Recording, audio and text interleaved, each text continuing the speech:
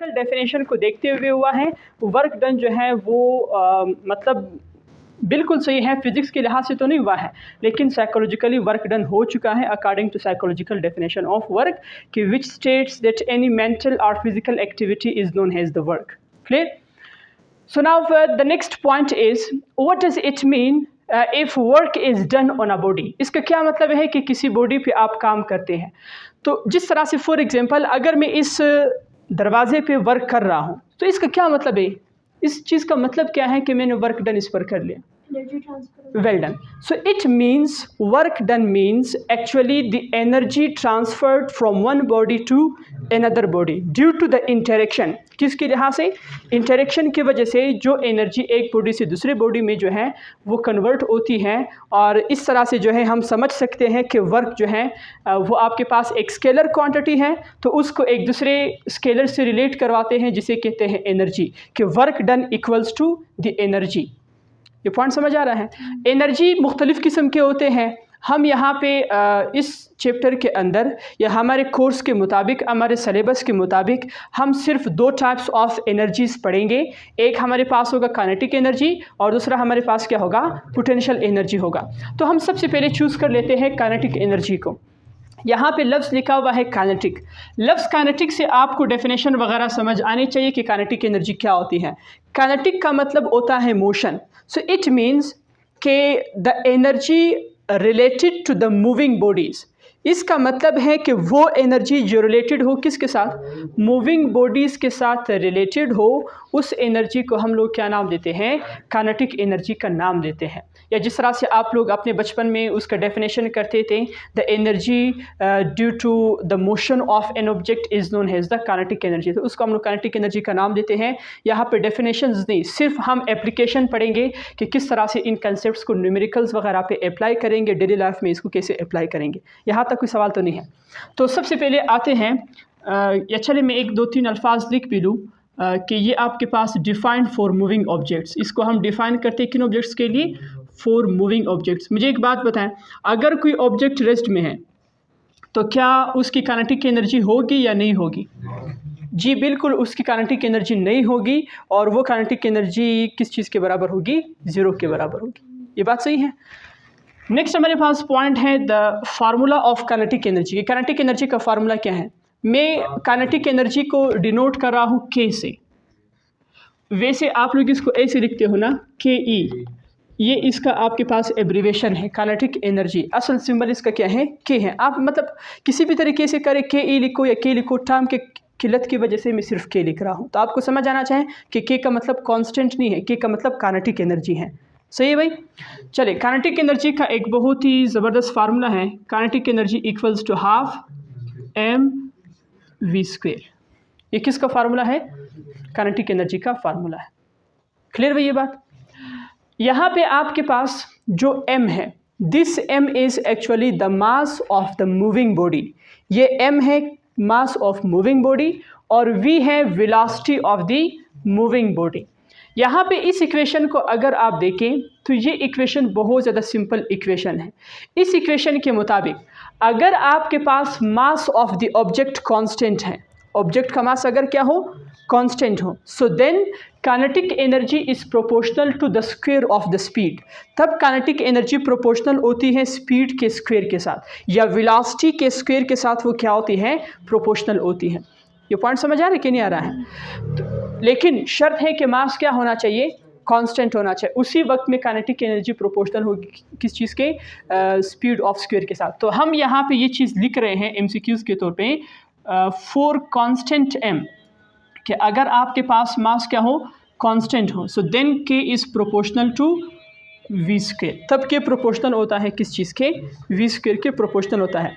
इनके ग्राफ्स, ये ग्राफ्स मैं आपको बनाऊंगा भी कि इसका ग्राफ कैसे बनेगा, लेकिन सारे ग्राफ फिर एक साथ बनाएंगे और कंसेप्ट्स भी फिर मैं आपको दे दूंगा। पहले चंद मज़ीद पॉइंट्स देखते हैं। अच्छा, यहाँ पे इस फार्मूले को अगर मैं मज़ीद थोड़ा सा एक्सटेंड करना चाहूँ, इसी पॉइंट को मैं मज़ीद एक्सटेंड कर रहा हूँ कि kinetic energy equals to half m। ये जो आपके पास वेलोसिटी मौजूद है इस फार्मूले के अंदर, ये इसके ऊपर क्या है, स्क्वायर है। इसको मैं ऐसे लिख सकता हूँ V vector dot V vector. Point समझ आ रहे कि नहीं आ रहे? या ऐसे मेरे ख्याल में लिखने से आपको कोई इशू तो नहीं है। अब सवाल ये है कि मैंने इसको वी डॉट वी क्यों लिखा, डॉट प्रोडक्ट दरमियान में क्यों लगाया? डॉट प्रोडक्ट इस वजह से मैंने दरमियान में लगाया कि अगर आप वी डॉट वी लेंगे तो इसका आंसर दोबारा क्या आएगा? वी स्क्वायर आएगा। डॉट प्रोडक्ट है ना, इस तरह से। ये मैं इधर करूँ आपके पास ये स्टेप कि वी स्क्वायर आपके पास किस तरह से आता है। देखिए ज़रा, वी डॉट वी अभी आप लोगों ने पढ़ा, आपको पता है डॉट प्रोडक्ट का डेफिनेशन क्या है कि ए डॉट बी अगर आए so that is equal to A B cos of theta. इसको हम ऐसे डिफाइन करते हैं डॉट प्रोडक्ट को। यहाँ पे लिखा है वी डॉट वी। अब देखिए फर्स्ट वेक्टर, ये देखिए फर्स्ट वेक्टर मैंने लिखा, फिर सेकंड वेक्टर का मैग्नीट्यूड, ये देखो सेकंड वेक्टर है उसका मैग्नीट्यूड लिखा, फिर उसके बाद कॉस है मैंने कॉस लगाया, और थीटा। बताओ ये वेक्टर्स कौन से वेक्टर हैं? सिमिलर वेक्टर्स है कि नहीं है? एक जैसे वेक्टर्स है ना, तो सिमिलर वेक्टर्स के दरमियान एंगल कितना होता है? 0 का होता है, तो cos 0 हुआ। सो v और v को मल्टीप्लाई करो, v square cos 0 equals to 1, the answer is v square. Clear? That is why we have used the dot product here. इसी वजह से हमने यहाँ पर किस चीज़ का इस्तेमाल किया? डॉट प्रोडक्ट का इस्तेमाल किया। और एक तो ये कंसेप्ट, दूसरा ये कंसेप्ट भी है कि डॉट प्रोडक्ट इस वजह से यूज़ किया कि यहाँ पे आपके पास इसका आंसर क्या आएगा? एक स्केलर आएगा। काइनेटिक एनर्जी स्केलर क्वांटिटी है कि नहीं है? इसी वजह से ये स्केलर क्यों है? क्योंकि यहाँ पे क्या आ रहा है? डॉट प्रोडक्ट आ रहा है। या काइनेटिक एनर्जी स्केलर इस वजह से भी है क्योंकि वर्क डन हमेशा एनर्जी के बराबर होता है, and work is the scalar quantity. ये समझ आएगी कि नहीं? तो इस चीज़ से आप परेशान मतलब आपने नहीं होना है। मैं इसको थोड़ा मज़ीद अच्छे अल्फाज में लिखना चाहता हूँ, लेकिन आप लोग मेरा साथ दे दें कि मैं इसको कैसे लिखूँगा। Kinetic energy equals to half. अच्छा बताए ज़रा, product of mass and velocity किस चीज़ के बराबर होता है? मोमेंटम। Well done. अब देखिए मैंने इधर क्या लिखा, अब देखिए फार्मूले ऐसे ऐसे बनते जा रहे हैं। ये आपके पास मोमेंटम हुआ, ये क्या लिखा हुआ है? नहीं किधर वेलोसिटी, ये डॉट। क्लियर? फिर उसके बाद क्या है? वेलोसिटी। इस तरह का फार्मूला अगर आपसे एमसीक्यूज़ में मतलब आ जाए तो आप फिर पहचान सकते हैं कि किस चीज़ का फार्मूला है? काइनेटिक एनर्जी का फार्मूला है। क्लियर? कि यहाँ पे द डॉट प्रोडक्ट ऑफ क्या है? मोमेंटम एंड वेलोसिटी है। ये पॉइंट भी याद रखो। क्लियर? और डिवाइडेड बाय 2 करो तो आपके पास आंसर क्या आता है? काइनेटिक एनर्जी आता है। यहाँ से एक और इम्पोर्टेंट पॉइंट हमें समझ आया। एक फार्मूला तो ये था जो हमारे पास काफ़ी ज़्यादा हेल्पफुल होगा एमसीक्यूज़ वगैरह सॉल्व करने में, या इनके रिजल्ट्स काफ़ी ज़्यादा हेल्पफुल होंगे। लेकिन एक फार्मूला यहाँ से भी है, वो ये है, इस फार्मूले के मुताबिक इफ़ P इज़ कांस्टेंट, अगर P क्या हो? P का मतलब मोमेंटम। अगर momentum of an object constant हो then kinetic energy is proportional to what? सिर्फ वेलोसिटी। यहाँ पे क्या था? Square of the velocity. लेकिन इधर क्या होगा? सिर्फ ओनली वेलोसिटी होगी। सो इट मीन्स कि इफ़ P इज कांस्टेंट, अगर आपके पास P कांस्टेंट है, so then kinetic energy is proportional to what? Then kinetic energy is proportional to speed, and here kinetic energy is proportional to what? The square of the speed. ये दो points है जो आपने याद रखने। Kinetic energy कब सिर्फ speed के प्रोपोर्शनल होगी? मतलब मैग्नीट्यूड ऑफ वेलोसिटी के प्रोपोर्शनल होगी जब आपके पास मोमेंटम क्या होगा? कांस्टेंट होगा। और स्क्वायर ऑफ द स्पीड के साथ कब प्रोपोर्शनल होगी? जब आपके पास मास क्या होगा? कांस्टेंट होगा। ये पॉइंट सबको समझ आ गए? इसमें कोई इशू तो नहीं है। तो इस तरह से आप इसको डिफाइन कर सकते हैं। एक बहुत इंपॉर्टेंट पॉइंट अभी होगा जिसको हम थ्रू आउट यूज़ भी करेंगे, मुख्तलिफ टॉपिक्स के अंदर हम उसको वक्त के साथ साथ इस्तेमाल करते जाएंगे। वो आपके पास है relation between momentum and kinetic energy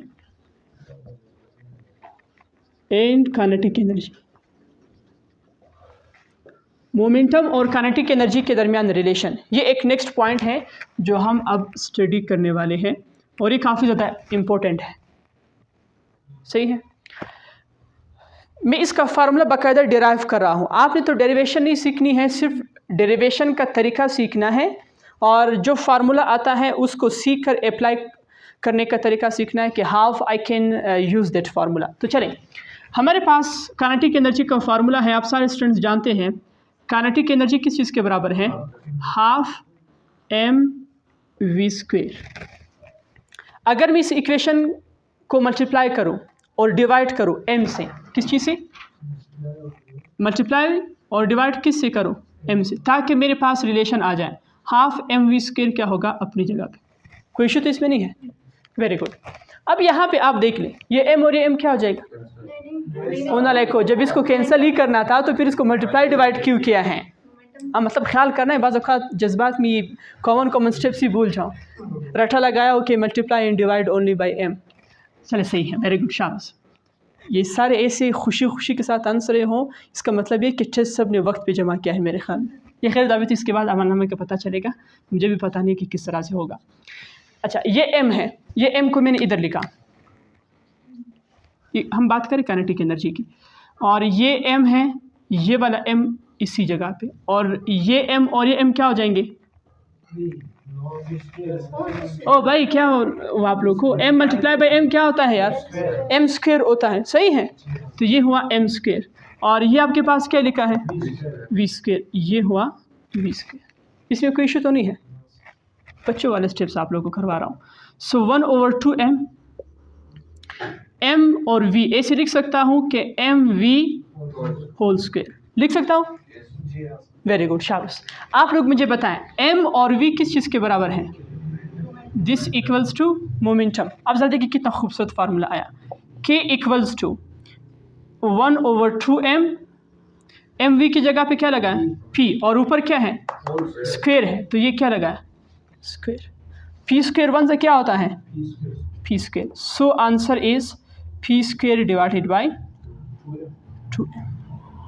this is the very useful formula. ये बहुत ज़्यादा यूज़फुल फार्मूला है जिसको आपने याद करना है। काफ़ी ज़्यादा फ़िज़िक्स के अंदर ही इसका इस्तेमाल है, और मुख्तलिफ़ किस्म के न्यूमेरिकल्स भी इससे पूछे जाते हैं। अब इस फार्मूले को ज़रा देखिए, इस फार्मूले का मकसद क्या है? इस फार्मूले का मकसद आपके पास ये है कि इफ़ अगर मास इज़ कांस्टेंट, अगर मास क्या हो? कांस्टेंट हो, then kinetic energy is proportional to the square of momentum. एक दूसरा सवाल ये है कि हम काइनेटिक एनर्जी और मोमेंटम को आपस में रिलेट क्यों कर रहे हैं? Why we are relating the kinetic energy and momentum with each other? The answer to this simple question is because has we know that momentum and as well as kinetic energy both are defined only for the moving objects। दोनों को हम define करते हैं किस चीज़ के लिए? सिर्फ और सिर्फ मूविंग ऑब्जेक्ट्स के लिए। इसी वजह से हम दोनों को क्या करवा रहे हैं? रिलेट करवा रहे हैं। दोनों का काम एक है, अगरचे दोनों एक दूसरे से थोड़े से अलग है। ये पॉइंट समझ आ रहे हैं? तो ये आपके पास क्या है यहाँ से। अब देखिए, रिलेशंस खुद बनाया करो, सवाल को देखकर आपने उसका जवाब देना है। अगर सवाल वाला कहें इफ़ P इज़ कांस्टेंट, अगर मोमेंटम कांस्टेंट है तो बताओ काइनेटिक एनर्जी और m के दरमियान क्या रिलेशन होगा? इनवर्स रिलेशन होगा। देखो नीचे लिखा हुआ है।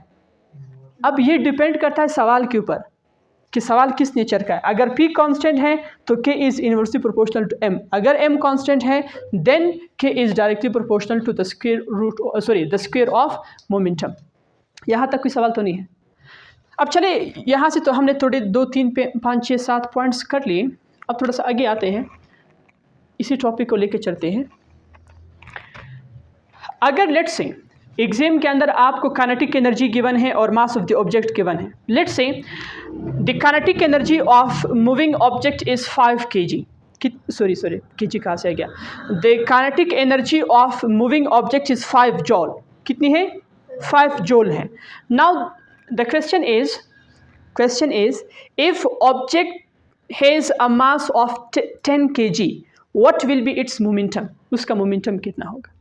5 जूल काइनेटिक एनर्जी है और 10 kg का मास है और वो मूव कर रहा है। चूँकि काइनेटिक एनर्जी है तो लाजमी बात है मूव कर रहा है। तो सवाल है उसका मोमेंटम कितना होगा? Well done. उसको मालूम करने के लिए ये फार्मूला सिंपल यूज़ करेंगे कि काइनेटिक एनर्जी और m अगर गिवन हो you can find out the momentum. So formula for momentum हम स्टडी कर रहे हैं, ज़रा देख लीजिए इसको। फार्मूला फॉर मोमेंटम P, यहाँ से आप देख रहे हैं ये 2m इधर डिवाइड है, इस तरफ आके क्या हो जाएगा?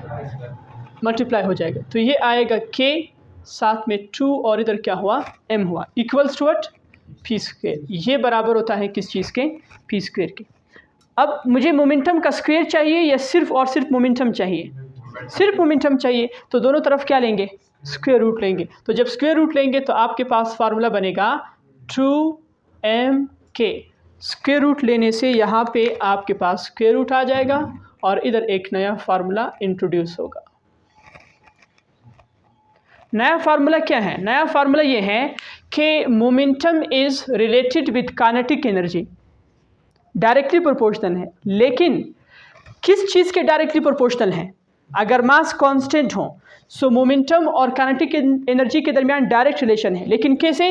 P is proportional to the square root of kinetic energy. ये पॉइंट समझ आ रहा है कि नहीं आ रहा है? यानी इस तरह से मैं कहूँगा, अगर इफ m इज कांस्टेंट, अगर m क्या है? कांस्टेंट है, then P is proportional to the square root of kinetic energy. अब लेट से अगर आपको 2 सिस्टम्स गिवन है या 2 कंडीशंस गिवन है, कितने कंडीशंस गिवन हो? 2 कंडीशन। मैं आपसे एक सवाल कर रहा हूँ, शायद आपको फिर उस तरीके से समझ आ जाए। लेट से आपके पास एक ऑब्जेक्ट है, उसकी फॉर एग्जांपल काइनेटिक एनर्जी है 5 जूल। दूसरा ऑब्जेक्ट है, उसकी काइनेटिक एनर्जी है लेट से 7 जूल, सही है। और फर्स्ट वाले ऑब्जेक्ट का मोमेंटम लेट से, मैंने उसकी एनर्जी कितनी बताई थी फर्स्ट वाले की? 5 जूल। लेट से उसकी जो आपके पास मोमेंटम है वो है आपके पास फॉर एग्जांपल 3 न्यूटन सेकेंड। दूसरे वाले की एनर्जी कितनी बताई है? 7 जूल। लेट से उसकी जो मोमेंटम है वो 5 न्यूटन सेकेंड है। My question is compare there kinetic energy and momentum. इसकी काइनेटिक एनर्जी और मोमेंटम को कंपेयर करो। या इस तरह से भी सवाल हो सकता है कि आपके पास 2 ऑब्जेक्ट्स हैं, एक ऑब्जेक्ट का मास 5 kg है, दूसरे का मास जो है वो 6 kg है, एक का मोमेंटम 5 न्यूटन सेकेंड है। What will be the momentum of the second object? Second object का मोमेंटम क्या होगा, या सेकंड ऑब्जेक्ट की काइनेटिक एनर्जी क्या होगी? तो इन चीज़ों को कैलकुलेट करने के लिए हम क्या करेंगे, हमने क्या करना है, मुख्तलिफ किस्म के जो है वो फार्मूलाज यूज़ करने। यहाँ तक कोई सवाल तो नहीं है? क्लियर है? तो ये आपके पास क्या है, इस तरह का फार्मूला आपने यूज़ करना है। So P is proportional to the square root of kinetic energy. Clear भी ये बात? Very good. अच्छा, अगर रेशोज़ की बात करें, हम किस चीज़ की बात करें? रेशोज़ की बात करें, तो ये फार्मूला किस तरह बनेगा? अभी इसको हम यूज़ भी करेंगे इंशाल्लाह न्यूमेरिकल में। P1 divided by P2 equals to K1 divided by K2, लेकिन साथ में क्या लगाएंगे? स्क्वायर रूट लगाएंगे।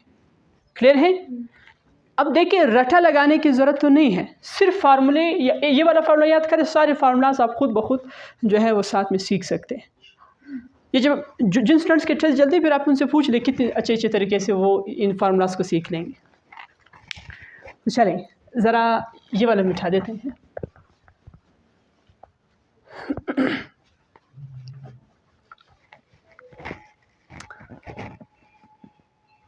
और इसमें कोई सवाल है तो पूछ लें, अगर नहीं है तो फिर हम थोड़ा सा आगे चलते हैं। यहाँ पे याद रखें कि kinetic energy is inversely proportional to mass if P is constant.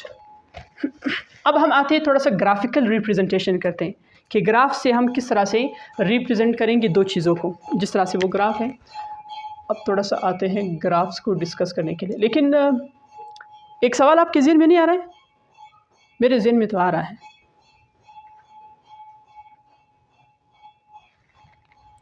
हाँ, मेरे ज़हन में तो क्वेश्चन आ रहा है, आपके ज़हन में शायद आ रहा होगा। यहाँ पे काइनेटिक एनर्जी प्रोपोर्शनल है किस चीज़ के? मास के। और यहाँ पे काइनेटिक एनर्जी इनवर्सली प्रोपोर्शनल है किस चीज़ के? मास के। तो ये एक सवाल है कि ये क्या सिलसिला है कि इज़ प्रोपोर्शनल टू m, और दूसरा क्या है? Inversely proportional to m। जी, बता सकते हैं इसका मतलब कब काइनेटिक एनर्जी प्रोपोर्शनल होगी मास की और कब इनवर्सली प्रोपोर्शनल होगी मास की? Well done. जब v कांस्टेंट हो, स्पीड कांस्टेंट हो, तब आपके पास स्पीड अगर यानी v जो है वो क्या हो? कांस्टेंट हो, then k is proportional to what? m। And if momentum is constant then k is inversely proportional to m। ये बात याद रखो, सही है? सो मोमेंटम अगर P जो है वो क्या हो? कांस्टेंट। ये बात याद रखनी। क्लियर है? तो यहाँ तक कोई सवाल तो नहीं है, ये तो काफ़ी ज़्यादा आसान पॉइंट्स है, लेकिन याद रखने हैं। इफ़ अच्छा चलिए अब आते हैं ग्राफ्स की तरफ।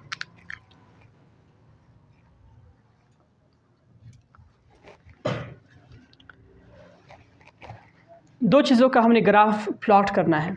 एक हमारे पास है, यहाँ से मैं ले रहा हूँ, फार्मूला कहाँ है, हाँ, K is proportional to V square,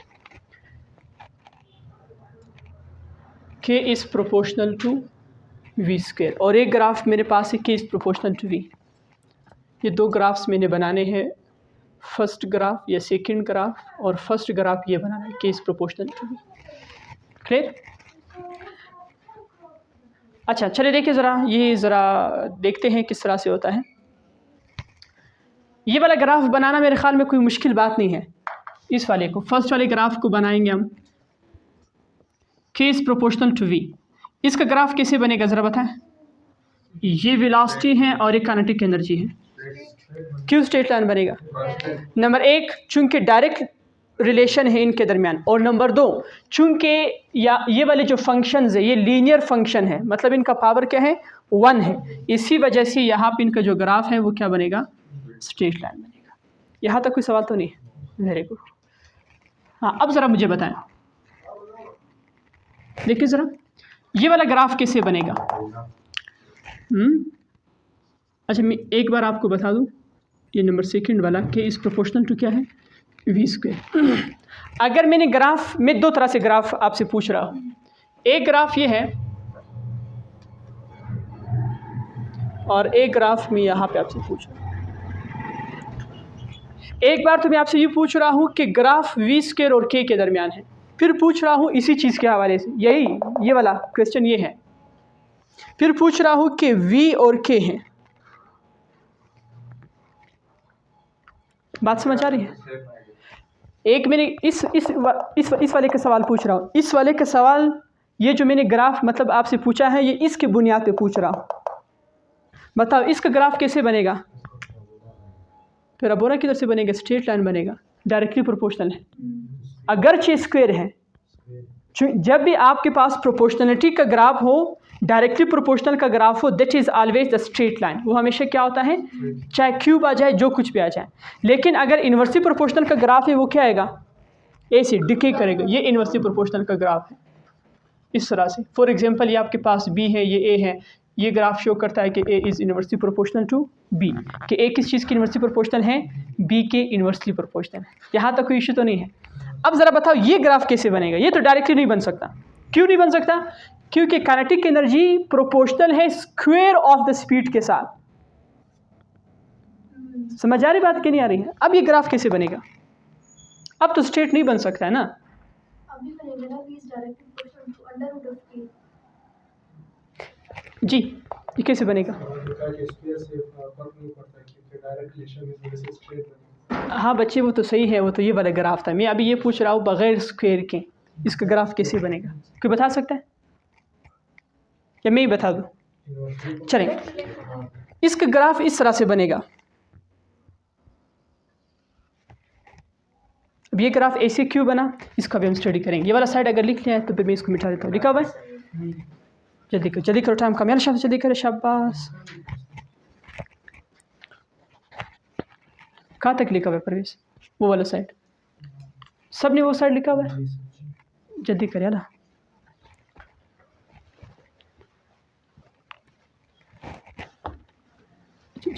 आपने लिखा है सिर्फ, और किसने नहीं लिखा है?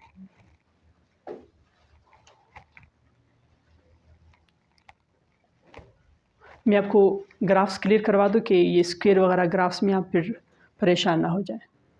स्क्वायर रूट के ग्राफ बिल्कुल इससे रिलेटेड है। जी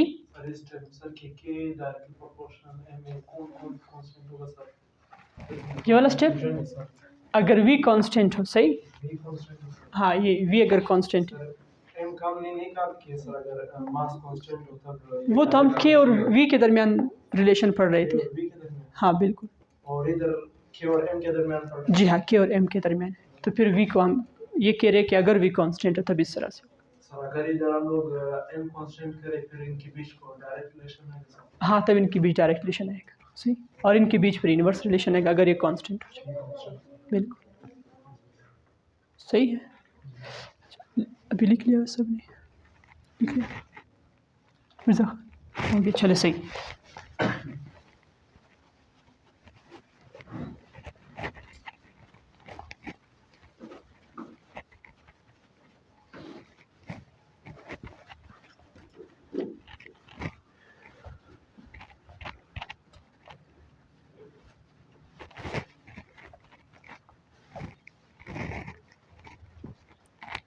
वैसे लेक्चर यहाँ तक है। अभी जो मैं आपको ग्राफ समझा रहा हूँ ये सिर्फ आपके लिए एक एक्स्ट्रा पॉइंट्स हैं, एक्स्ट्रा टेक्निक्स ही समझने के लिए। सो ये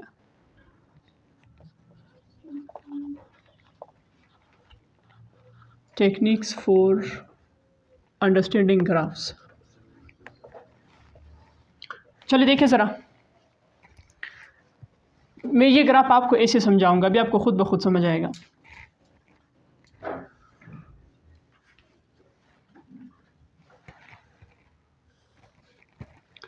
ये B है, ये A है, ये B है और ये A है। A is proportional to B square. अगर इधर स्क्वायर हो मेरे अच्छे स्टूडेंट्स, तो चूंकि दोनों डायरेक्टली प्रोपोर्शनल है ना, A is proportional to B square, तो इसका ग्राफ कैसे बनेगा? Straight line. क्लियर? लेकिन अगर मैं बात इस तरह से करूं कि आपके पास जो ये वाला फार्मूला है, बिल्कुल इसी फार्मूले को देखते हुए ये ग्राफ ड्रा करो A और B के दरमियान। अब सर हाँ बिल्कुल, अब ये ग्राफ क्यों इस तरह से थोड़ा सा मतलब इस तरफ से झुक गया, V से अवे क्यों चला गया, इसको ज़रा देखते हैं। आप देख रहे हैं कि आप B को जो वैल्यू देंगे, फॉर एग्जांपल अगर B की वैल्यू इफ़ B इज़ 1, अगर B क्या हो 1, तो A आपके पास कितना होगा 1। ये तो सही है, क्लियर है क्या नहीं? B की जगह 1 लगाओ तो 1 का स्क्वायर क्या आएगा 1 आएगा, तो ये आपके पास A की वैल्यू आएगी। लेकिन अगर B की वैल्यू हमारे